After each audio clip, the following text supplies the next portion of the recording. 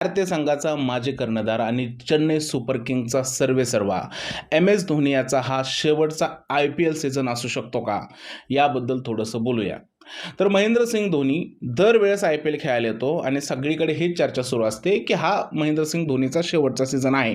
पण महेंद्रसिंग धोनी बोलतो की जोपर्यंत माझी बॉडी साथ देते, जोपर्यंत माझा अंतरात्मा सांगत नाही, तोपर्यंत मी क्रिकेट खेळत राहणार आहे. मी हे क्रिकेट माझ्या चाहत्यांसाठी खेळतो. खरं तर IPLमध्ये धोनीचं रेकॉर्ड काय भारी राहिले. चेन्नई सुपर किंगकडून खेळताना धोनीने कॅप्टनपदी असताना 5 IPLच्या ट्रॉफी जिंकलेल्या आहेत. त्याचबरोबर त्यांनी 250पेक्षा जास्त IPLचे सामने खेळलेले आहेत आणि महेंद्रसिंग धोनीचे फॅन्स किती आहेत तुम्हाला सगळ्यांना माहीत आहे. पण गेले 2 सीझन महेंद्रसिंग धोनी IPL खेळताना त्याची जी गुडघ्याची दुखापत आहे त्याबद्दल ओपनली बोलत आहे. तो बोलतोय की आता माझे गुडघे पहिल्यासारखं काम करत नाही, तरीसुद्धा मी चाहत्यांसाठी हे IPL खेळतोय. पण असं बोललं जातं आहे की महेंद्रसिंग धोनी यावर्षी शेवटची IPL खेळणार आहे. ही IPL फक्त तो त्याच्या चाहत्यांसाठी खेळतोय.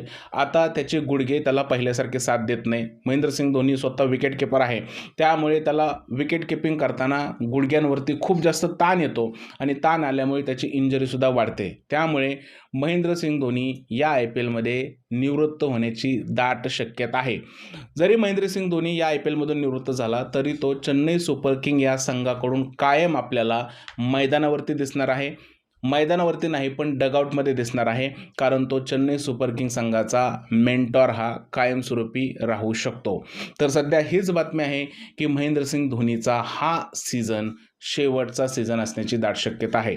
तुमचं काय म्हणणं या सगळ्या प्रकाराबद्दल? खरंच माहीचा हा शेवटचा सीझन असू शकतो का?